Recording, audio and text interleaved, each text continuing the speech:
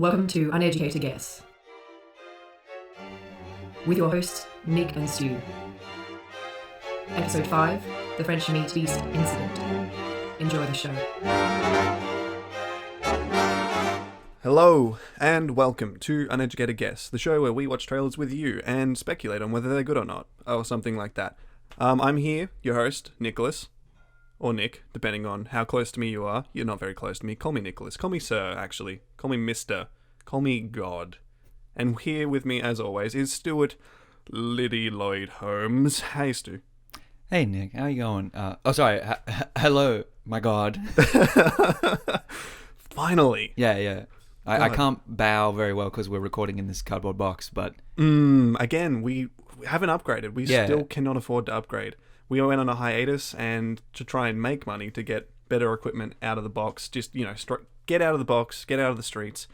And we did for a while, but we forgot about the podcast. Yeah. We forgot where we came from. We were doing pretty well, but I think we blew all our money on buying the fridge for the box that it came in so that we could record inside. So we got a bigger box. Yeah. It's still moldy and gross. Yeah. I still don't understand what we plug into or where we get power from or where we're uploading this, but it happens. Yeah. I mean, it's working for now. Cool. Hey, Ben Stu. Haven't seen you for ages. It's been a while. Yeah, geez. Because I've been facing the other wall of the box for at least 3 days in a row. Yeah. I smelt you, so I knew you were alive. But How did you know that was me alive? Maybe that's the smell of me decaying. Ooh. I am slowly. Oh, yeah. I mean, aren't we all? No, I mean literally. Look at this part of my arm. Oh. Wow. Yep. That's fresh. Well, no, because it's decaying. Oh, right. It's the opposite of fresh. Yeah, but what about this? Oh, wow. When did you get that tattoo? Yeah, I don't know. Oh, you just woke up with it? Yeah. I'm a bit concerned, though. Why'd you get Mickey Mouse with swastikas in his eyes? I mean, when I woke up... I guess you didn't have a choice. Well, no, when I woke up, I just had 2 swastikas on me, so I drew Mickey Mouse around it. It's a good move. Yeah. It kind of... if it was it's Mickey a message. Mouse It's a message about Walt Disney and his agenda. Yeah. That's my angle. But I'm sticking to it. Yeah. Luckily, we don't leave this box too much. Yeah. God no. But sorry, that was me having a weird flashback of leaving the box. Yeah. I know it's horrible. But through a series of pulleys and pigeons. Oh, so many pigeons. We've managed to sort of garner a little bit of the Wi-Fi so we can at least keep up to date on what kind of trailers are out there. It's literally the only thing we can keep up to date on. Yeah, it's literally all we have. Yep. It's funny because a lot of the pigeons we send out get hawked. Yeah. And actually get eaten by homeless people because they're very, very doped up pigeons. It's the only way we can get them to follow our orders. Yeah. It's a strenuous training process. But having that in mind, we have trailers to watch with you today. Mm-hmm. And we're going to review them, and we're going to make jokes about them, and we're going to have a fucking jovial time, I hope. So, first trailer today. Is my pick. Stu has not seen this, as per usual. Mm-hmm. You, listener, viewer, depending on what medium this is on, I'm not sure. Mm-hmm. There will be a link to this trailer in the description. Watch it.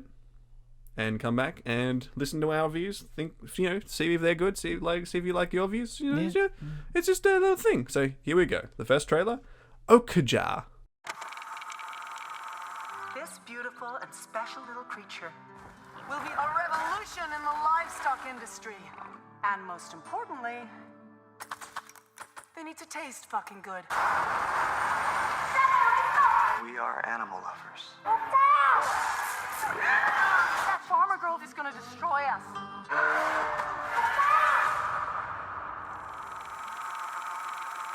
Okay, so that was Okja. Okja? I don't know. I'm not sure how to pronounce it. The little girl in the trailer said something different every time, I feel.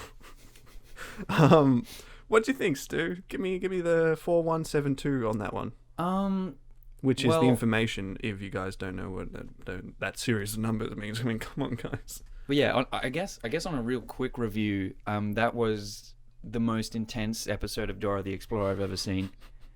It seems like they stole this super hippo to super hippo, It's kind Like, of hard to describe what for- animal it is. Yeah, for like this crazy meat show. They stole it. Yeah. Okay, sure. Um, Right. uh, Like, who stole it though? The farmers or the Tilda Swinton? I think Tilda Swinton. Is that? Oh, I don't know. What do you reckon? I'll tell you. I'll tell you afterwards. But Yeah. I want to hear your Oh yeah. summarization. So Tilda Swinton has this crazy kids show. And, she's some sort of meat baroness, and she needs a new secret ingredient, Of course. which is hyper pig. Hyper pig. I mean, yeah. sorry, Space pig. hyperpitopotamus. Hyperpitopotamus.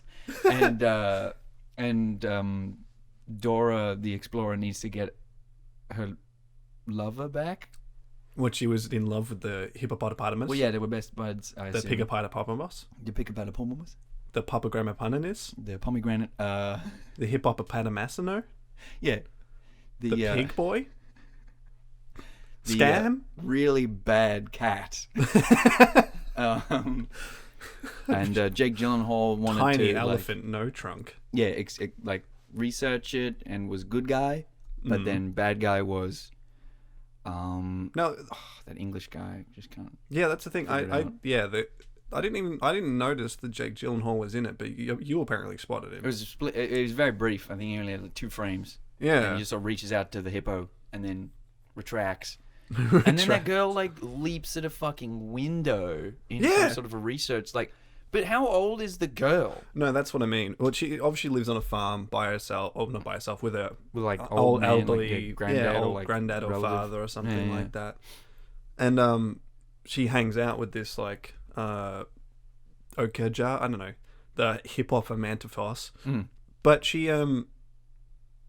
this amazing like karate ninja sort like of like free running Stay-at-home commando. Yeah, like I thought she was just a farmhand or a girl, Yeah, but yeah. nothing that they show besides that says anything otherwise that she's like says that she's more than just a farmer Yeah. or that she loves this thing more than anything. Mm-mm. Yeah, like it's like, oh, I'm a farmer. My pig hippopotamus. Yeah. It's gone. I need to develop skills to retrieve it. Because, like, if it's like Miyazaki, like, it's the spirit of the forest and it needs to be that kind of thing, and she's like pseudo guarding that stuff, then maybe. But she's doing some crazy, like, she slides across the top of a truck and then, like, grips to the base. She is so fast. She was Yeah. running after that truck. It's like, Yeah, I Sonic was the Hedgehog waiting. style. I was waiting for a part where someone like tries to reach out and grab her, and she just like breaks their arm and flips them over her back or Yeah. something. Like, it was like the Bourne Identity kind of movements without fighting. yeah, but like, I mean, and Tilda Swinton, like, it's so hard to pin what kind of movie this is supposed to be. Yeah, Because the first like it's like seems such a weird whimsical. yeah, it's like such a bait and switch. Like you've got this little girl hanging out with a hypothalamus friend, heavy beast, heavy beast, Heavy beast. yeah, the heavy beast. I love you. And it's like a whimsical Miyazaki style esque sort of thing. And then Tilda Swinton's like, it has to be fucking delicious. And it's like, wait, what? Can that be in a trend? And then all of a sudden it's like, we're gonna factory farm the shit out of this hippopotamus. And it's like, what? And then it keeps cutting back between whimsical escaping sort of thing to like really hard realistic environmental message. Yeah, totally. To like terrorism. Yeah, acts of terrorism. Like eco-terrorists. Yeah. But then I'm not sure exactly in what light everyone's sort of painted, because like Tilda Swinton's throwing out some Iron Chef Hunger Games vibes, like a sort of a meat thief seer. Meat thief. Well, like that's just the look she had. Yeah. And then there's this sort of eco-terrorism, but then it's like, Well, at that point, who's the bad guy? Because you see Tilda Swinton, obviously corporation, sort of. I want to take her heavy beast and take it, and as for my own, to make it and factory farm it. Like you sort of glean that, and then you see the eco-terrorist fucking with these huge bombs and harpoon guns, like like not even like normal shit, like wacky races kind of nonsense. Like, fucking video game style TNT and like sticky bombs. yeah, and- like GTA style, like Yeah. stuff like that they're using for this. But they're also very serious and like we love animals as well, more than humans.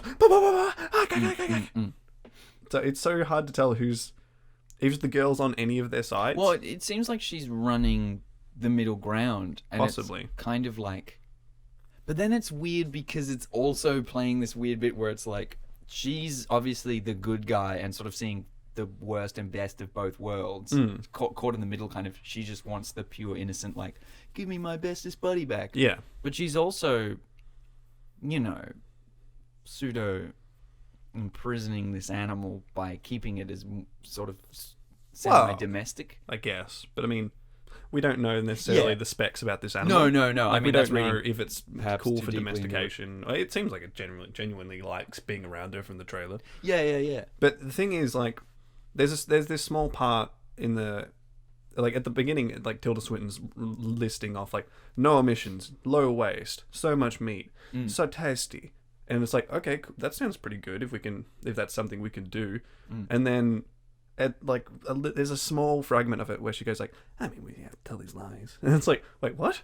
So you're not sure if they've actually made this animal, which is fantastic for the environment, but also feeds a bunch of people. Or if it's literally the worst animal in the world for anything. Yeah. And if it probably should be destroyed. Yeah. This is a really bad thing that is alive. That's what I mean. Like, it's some sort of weird Frankenstein monster that might be horrible for the environment. It's like it's a hippo pig mantis. No, what am I saying? Mantis. Fuck, that'd be terrible. That would be worse. Mantis-potamus. I love it. It's like in Avatar: The Last Airbender, how all the animals are a mixture of two animals. Owlbear, Yeah. Or platypus dog. Dogopus. Yeah, pussy dog. Pladog. A pussy bitch. They scrapped that one from Airbender. They did. I remember that one very clearly in the scraps. But so the premise of this, I'm reading off the Wikipedia. A young girl named Mija risked everything to prevent a powerful multinational company from kidnapping her best friend, a massive animal named Okja. Okay. But it doesn't really give much more than that. It seems like this company made it. Yeah. And then she stole it?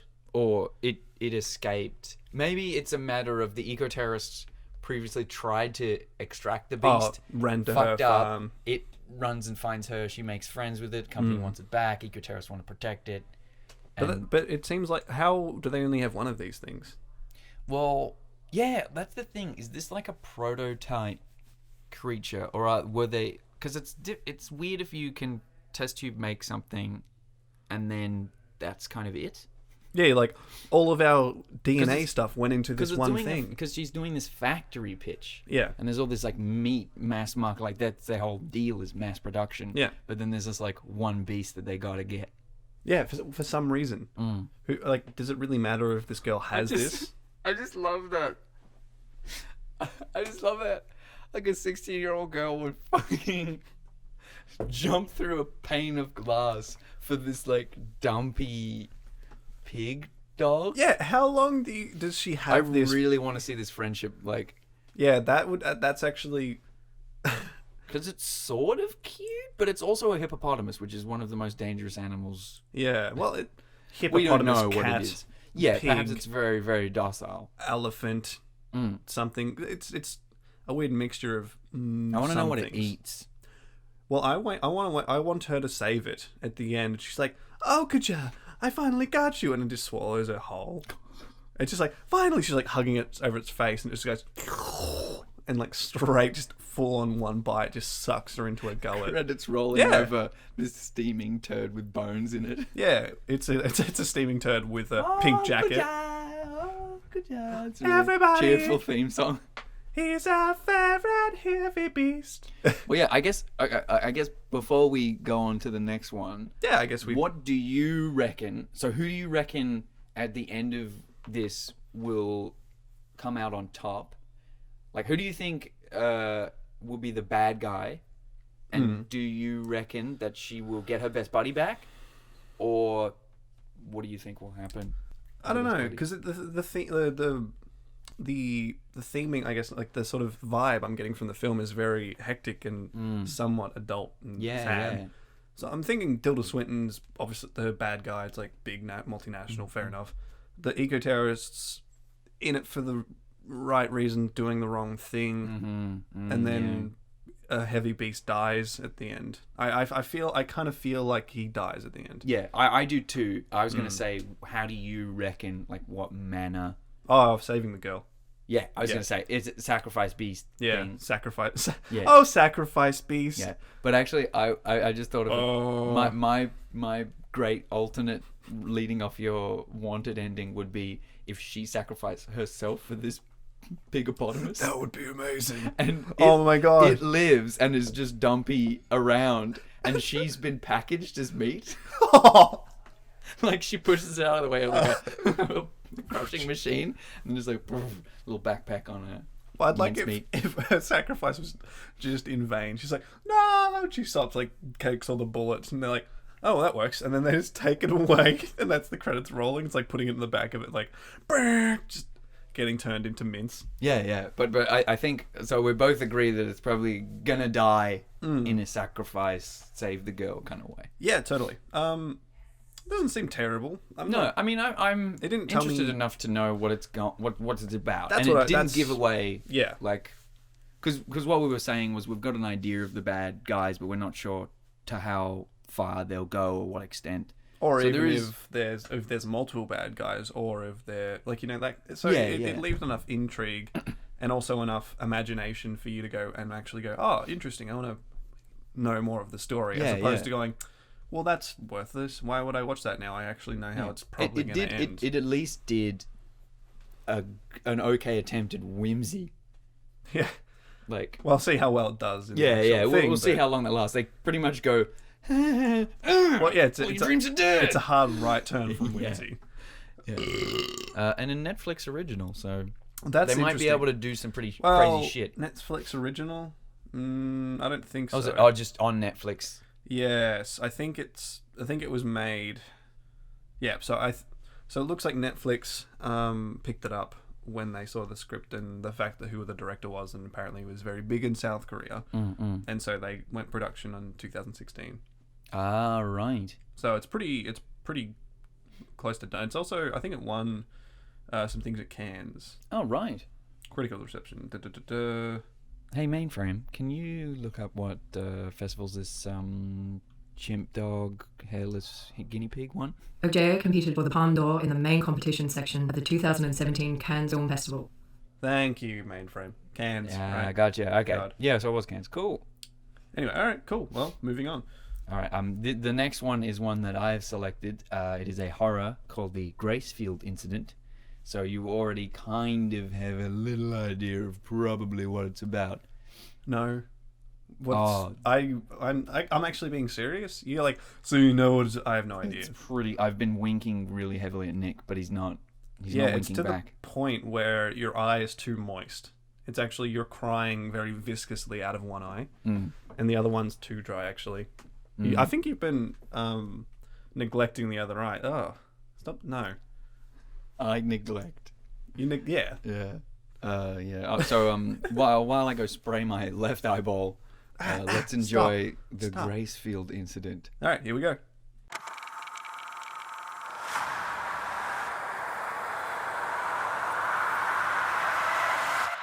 An amazing weekend with my best friend. Let's do this. Let's do it. Ready? What is that? What is what? That! Go, go, go!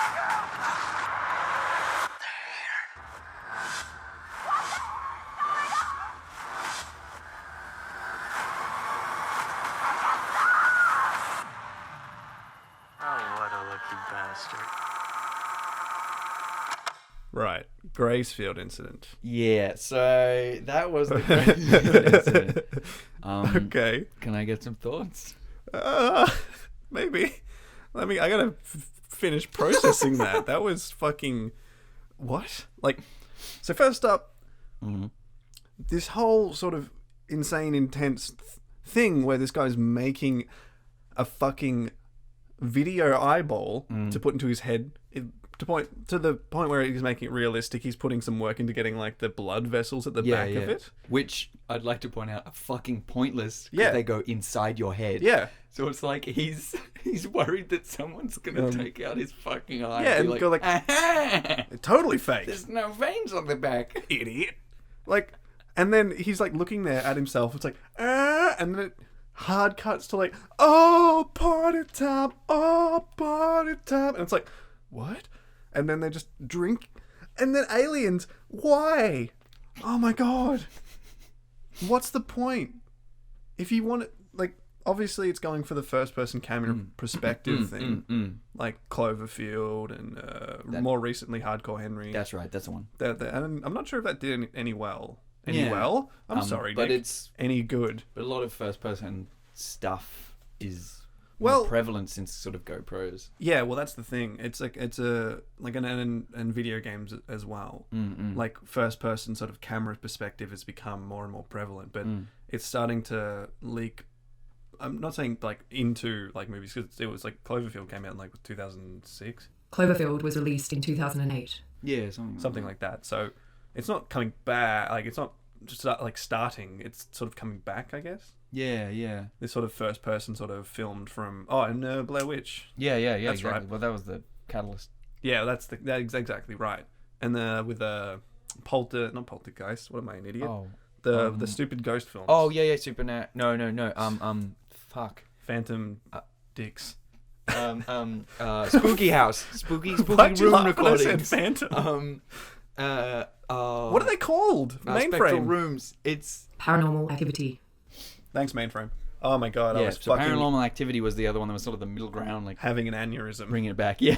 My god, yeah, that's right. Because that sort of kept it alive. But it's usually very gimmicky though. Because it always.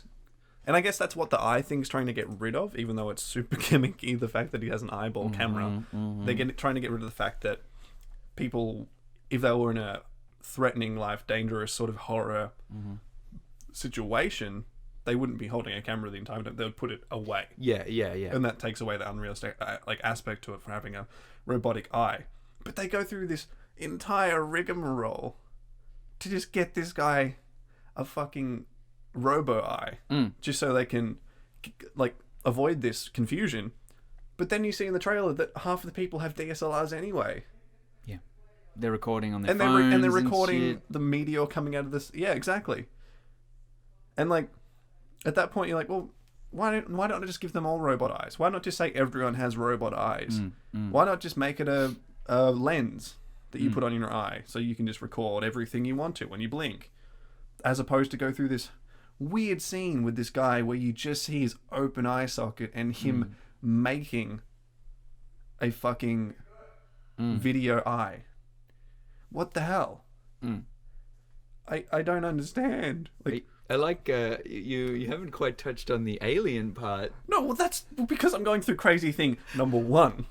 Crazy thing number 2, it's just a fucking party film. It's like, oh, well I guess all of these.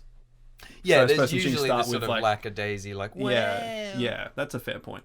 But it just goes to like literally like 1, they're just drinking and playing cards. Fair enough. That's people do that. yeah, It's a lake house, I'm assuming. yeah. 2, the second thing he sees is he's just perving on someone, just like about to have sex, and he's just like, lucky bastard, like watching him like a creep. And then the last thing you see, this girl's like, well, I'm gonna get skinny dipping and just get naked, and you're like, wait, what? I'm sorry, this did a hard U-turn, and then it does a even harder U-turn in the other direction, but up. Up. That's not a U-turn. I don't care. Yeah. It's insane. And then it goes, aliens. It's like, did you like Cloverfield? Because we sort of did, and we wanted to try and make something with aspects of it, I guess. But you see the aliens in it, and you're like, oh, okay, I know what they look like now. There's no horror to this or anything. And they just come out of nowhere. It's just like, oh, okay, let's go investigate this alien. Like, it does like 3 genre skips. I'd love to fucking show this to someone without them having any prior knowledge to it or ever seen the trailer, because I'm assuming it goes like that. Yeah. Like 3 acts, like Robo Eye Man for the first 10 minutes of the film, and then he arrives at a party and everyone's like, well, I mean, this has to be comedic in some sense, right? This has to be a joke. Yeah. Sort of, right? Yeah. From what I know, from what Mainframe's told me about it, it's not a comedy, it's just a horror. There's going to be some, I would call it's going to have this your standard horror tongue-in-cheek. But if you had gotten rid of the aliens, Yeah. and if you had just made Old Mate with the Eye Yeah. a killer, you got a film. Okay, sure. He's gonna document a weekend. It said Of that being a it said killer. that to justify the Eye, but it was kind of like, no, that's not the important part. No. Why the fuck would anyone give a fucking shit if someone films their weekend? Every motherfucker in the world has filmed a like friendly getaway. Yeah. But he's built a fucking eye camera. That's pretty advanced, crazy shit. Yeah. I don't know where it's recording or how he's making it function. It also, I love, glows red in that Yeah, subtle, Terminator. like, are you all right? Because so what I want to know also is everyone aware that he's just lost a fucking eye? Well, it says he replaces his prosthetic eye. Yeah, so everyone meaning knows that he has a already- prosthetic eye, Yeah. but no one knows that he's put a camera in it. Also, like, yeah, no, apparently not. Or unless he's going to tell people, like, they're like, hey, look at my crazy eye, dude. But, like, you look at the room he's in when he's making this. He's in, like, a fucking futuristic, like, Yeah. cement It's bunker. like a fucking, yeah, I was going to say, it's like a fucking lab. He doesn't seem like just a normal guy who's like, I'm going to make a prosthetic eye. Funnily enough, Matt Is that his name? is a video game developer. I hate.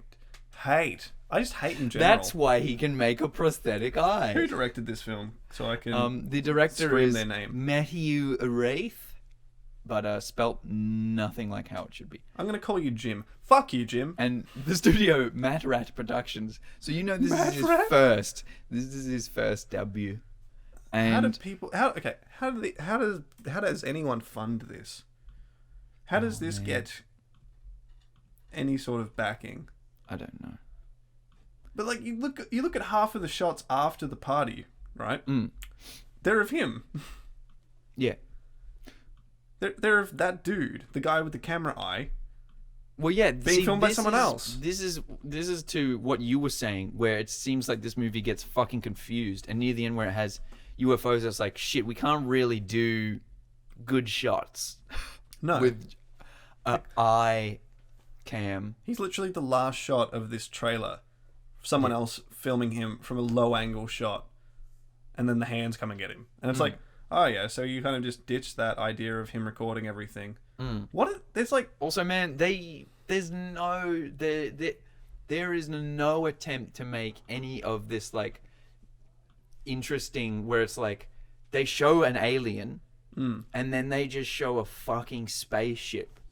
So it's like, oh, okay, fuck. Well, they show a meteor hitting the ground first, or whatever, or some sort of Thing. Yeah. I don't understand what the significance of the smartphone they found was, and I don't know why Yeah. they showed it to us. And it's so obviously green screened. Yeah. Well, Because they literally just find a phone in a cave, and they're like, this has happened before. Steve Jobs' grave.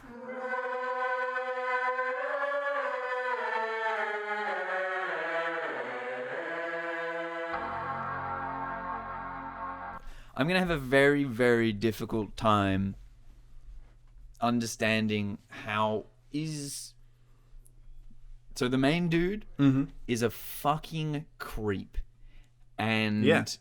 from what I know, is that this getaway is of 3 couples.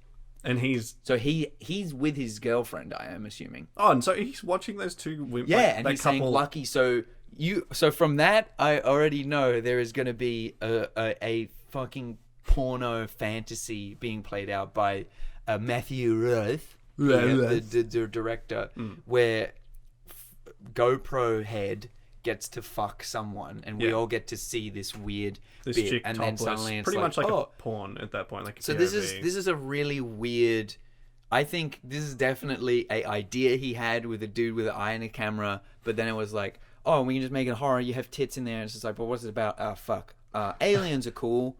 I would love it if the first, like, 10 minutes after he puts the camera in, he just goes about his day. He's like, time to document the best weekend of my life. He just walks up to the toilet. You just watch him take a piss. I would love... See, I think that would be way better. He, like, goes to the supermarket. It's like, And yeah... butternut, squash. Now, also, Gracefield Incident as a title is suggesting that this is a past thing. So, okay, explain it to me, because I actually don't know what the significance of the title is. I don't either. Okay, well, that's... No, but what I'm saying is, if it's incident. Insinuating that the Gracefield Incident is like a documentation, so it's totally going to be, someone's going to find a fucking eyeball, then be like, oh, it's a camera. Someone's going to find an eyeball. Well, like, how else do you get footage out of a man's head? The cloud. Yeah, I'm sorry. Obviously. And, like, it's just, like, so fucked. That's a great point. Where do they get the dude's footage? Unless it's literally, like, the saving coroner... it into the eyeball. Unless someone, like, the coroner picks up his body and finds it, and like, oh, we found this. It's the incident. And like, I also, totally... we found everyone else's camera and edited it together very tastefully. So, so here's an interesting thing. You saw the bit... everyone will recall that tiny frame where a woman's like, ah! And this thing's grabbing her head. Yes. And it's sort of glowing. Yeah. I reckon that the re-justification of this eyeball is that they're going to try that shit on him, first person. They'll be like, metallic something bullshit. And, like, the eye will save him. What do you see? Is like they're technophobes? Well, I don't know. No. I mean, I'm just saying, like I feel like there's some Deus Ex Machina that makes him laying in the eye something. Because like what you were saying. Why have the cornerstone of this movie be a dude has a camera? Like, just make a movie about a dude with an eyeball camera, or make a movie about aliens. Or make a movie about a party. Yeah, don't do both. Also, fuck me if that wasn't the most boring party I've ever fucking seen in my life. Hey, it's 6 people. One of us is playing beer pong. Oh, wow! Like, you're shuffling cards. That's cool. But then it's just kind of like.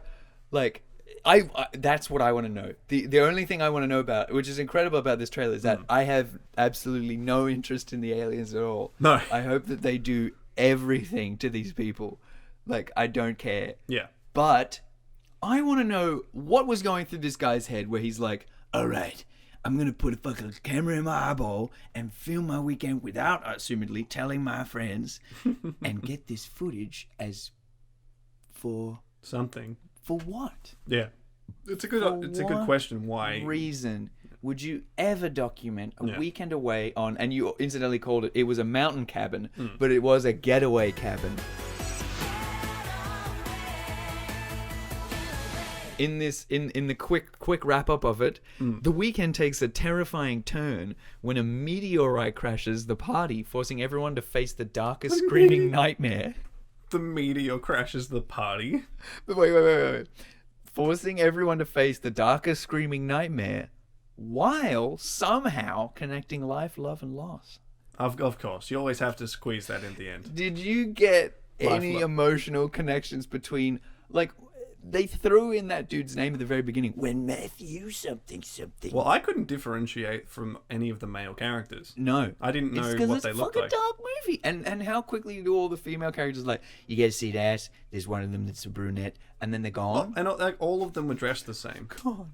Like, all the dudes all were wearing the similar things in the dark. All white guys, all similar haircuts. One of them was wearing a hat. Sometimes the other ones are wearing a hat. Oh, like, there's a cornfield scene. How are they close to the many, corn? Like, in a mountain cabin. Yeah. And, like, I don't understand. When is it that it's like you need to go to a cornfield ever? What do you mean? That's where the meteor landed. Oh, is it? Oh, I'm assuming. No, but like you said, in that bit where there's fire around trees. That's a good point. They see a crop circle. Yeah. If they saw a crop circle first, maybe go out and check it. That's a good point. But fuck my life if this trailer showed a lot of the movie and all of it was just regurgitated, and the one most interesting part about it is just overwritten. Yeah. All right. Final question before we move on from this trailer. Do you think it's actually scary? Do you think it would be? Do you think the movie itself, from the information you gather from that, do you think it would be a scary film? I think what they want to be scary won't. Yeah. But I think they're gonna have other bits where there'll be moments where it's kind of like the dude's gonna be creeping and leaning around corners watching people fuck. Yeah. That's gonna creep me out. Yeah. That's gonna be quite scary. Or if someone turns him around and they're like, "Come on, dude," I'd be like, "Oh." I feel like I'll get sick. Yeah. I feel like that. I think it's the perspective switching Yeah. is gonna be like. Well, that's the thing with horrifying. perspective switching and like first person movies and stuff.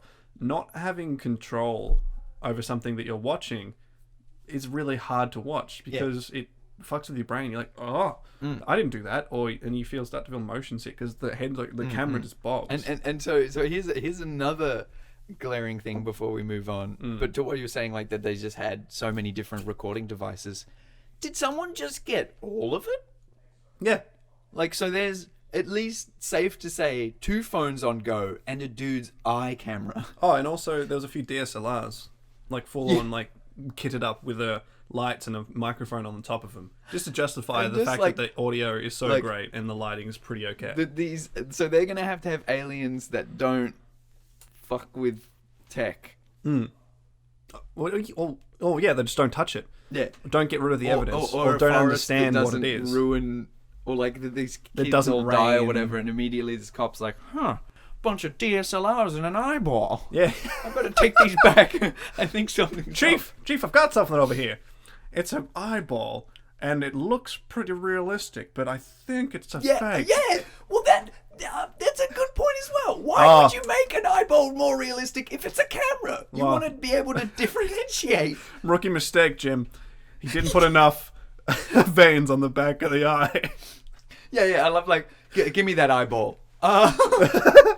Well, first of all, it's hard, so it's probably plastic. fake. Like, yeah, it's probably a fake one. But what's inside it? I didn't think of that. Let's crack it open like a Kinder Surprise. It's a peanut cracker like a walnut. He gets, the Christmas ones, like, Tape. what was it, magnetic Reel tape? to reel. Like super old. Someone whacks him in the head and it's like, this tape flies out of his eye socket. Chief, we did what you said and we cracked open that eyeball. It was full of SD cards. I knew it. I knew it. Micro SDs all the way. All right, let's let's drop this. I'm not going to see that film. Yeah, no. All right, now we're going to head to the new segment of our show that we've introduced, where that hasn't got a name. Stu, what should we call it? Flashbacks. Flashbacks? Yeah. Or maybe. real. Called Nick's Glorious Travel into the Past to look at trailers that are old and see they're good. Yeah. It's a good anagram as well. Yeah. I'll ask Mainframe to say it right now. NGTITLATEAOASITAG. Thanks, Mainframe. That was good. Good. Anyway, so today we're gonna go back and explaining the trailer, the segment first off. We go back after watching the trailers we just watched, modern ones that we see, and we go back and look at an old one. Maybe 5 years, maybe 10 years, maybe fucking 30 years, and see if trailers have always been kind of bad, or if there's something redeemable about them, or sort of critiquing the style that trailers had changed. Yeah, and sort of looking at that and seeing if we'd still watch that film, even though most of the films that we're going to look at we have seen. Yeah, but that's an interesting part as well, because you may have even seen this movie yourself, but you may have not have seen the trailer, and this was the pitch for it. So yeah, because you might not have been old enough to watch the trailer, or everyone knows it was a classic at that point. Came on SBS. Yeah, you were open for porn. Yep. World movies with the titties. What? That's what it is. Yeah, on SBS, right? Yeah. You wait until like 1 or 2 in the morning, and then you've got like the Korean dubbed films. Yeah, or those black and white French movies. Oh, they were black and white after I was done with them. Get it? Because nope. Do you not jizz like a mixture of like ink that's like black and monochromatic? What? Yeah, No. I come noir. That sounds like either a really good movie or a really bad time. I think it's both. Yeah. Okay. I do too. Today, the movie we're going to be looking at is Amélie. Amélie. Amélie. 2001. 2001. So this is 16 years ago. I mean, sure, if you're good at math. All right, Doc. Let's I forgot about my nickname, everybody. let's watch Emily. Yeah.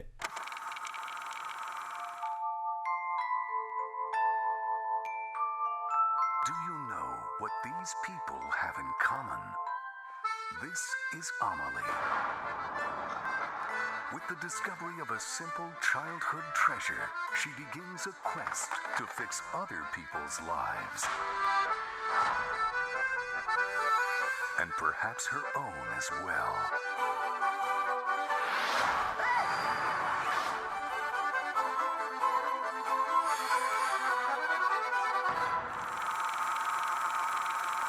Yeah. Which is, yeah, because, okay, one, I've always been told that Amelie is a great film.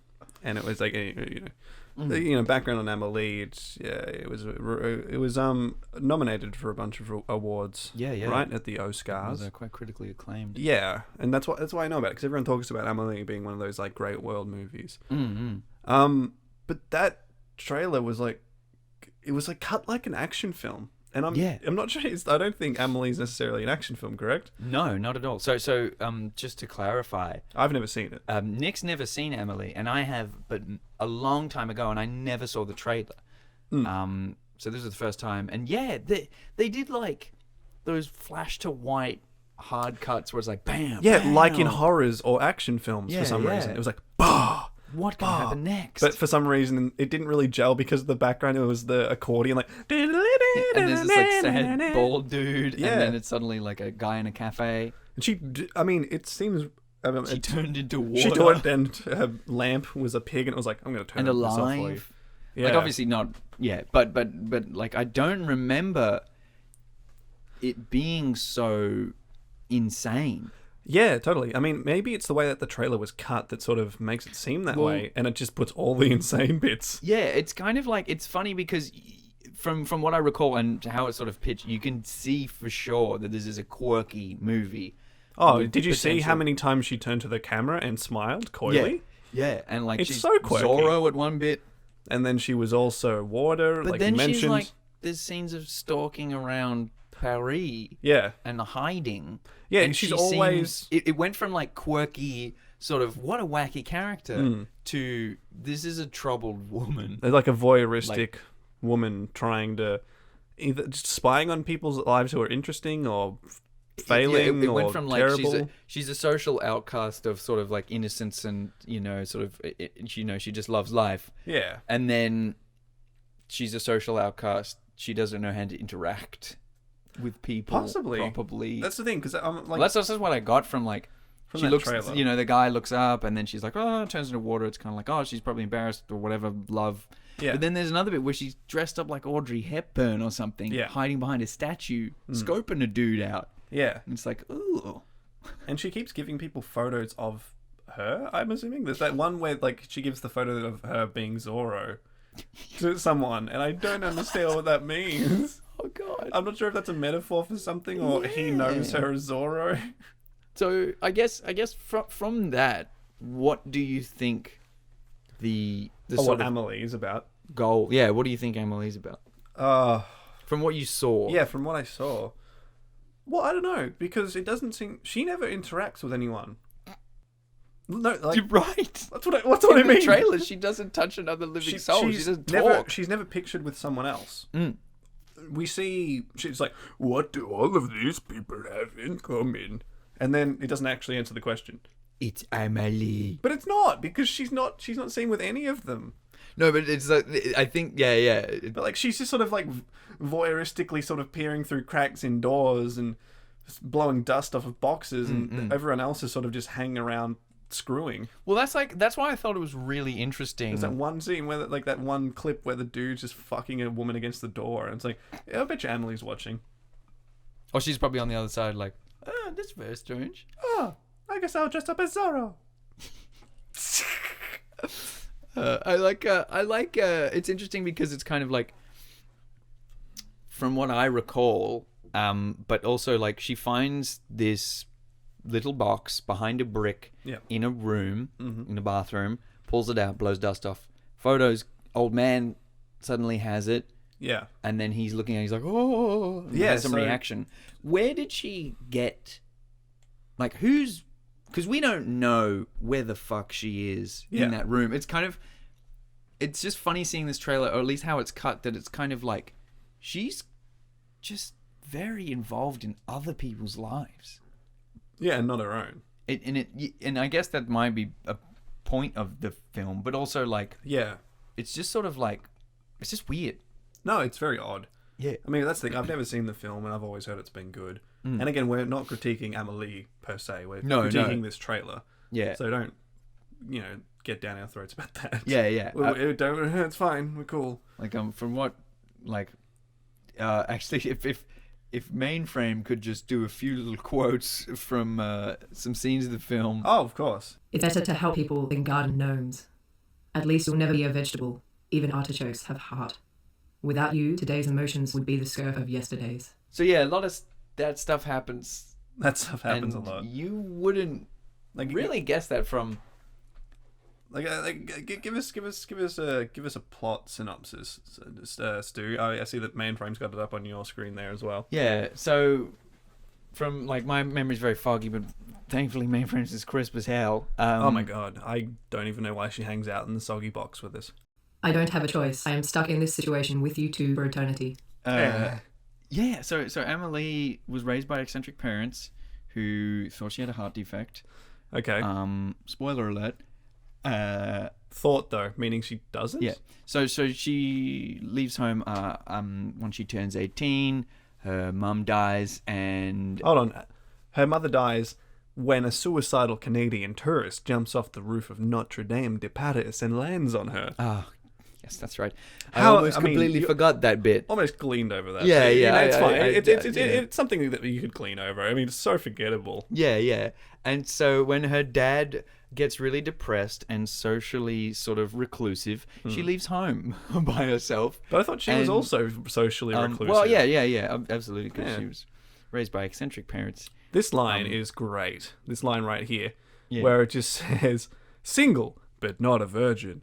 She finds contentment in simple pleasures, What are, like, dipping her hands into grain sacks. and cracking creme brulee with a spoon, and lets her imagination roam free." So definitely from what I got from this, and I'm also going to maybe put in that it's sort of, this is part of the film, but the visual effects and dare I say some of the, for those of you out there who might not know, but Nick and I are quite well aware of color grading.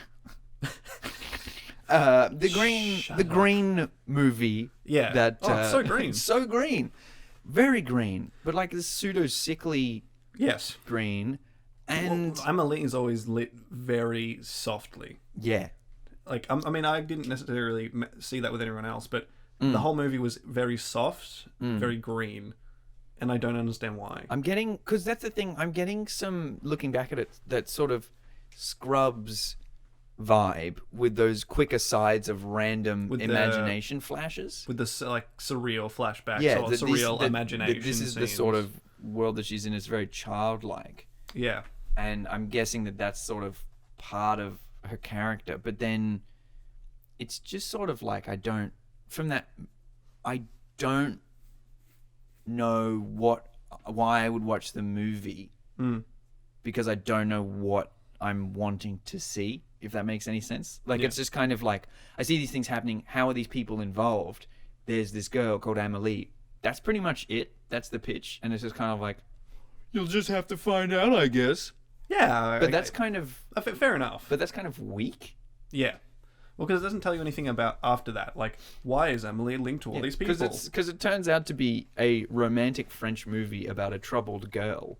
Yeah. And so it's And apparently she's it's helping classified people's as a lives. romantic comedy. Yeah, and also if the quick little aside, like the French title is the fabulous. What is it? The fabulous destiny of Amélie Poulain. Poulain. I don't know. I assume that's how it is. But yeah, so it's already like, yeah, it's pretty wacky. But best original screenplay, a BAFTA for that.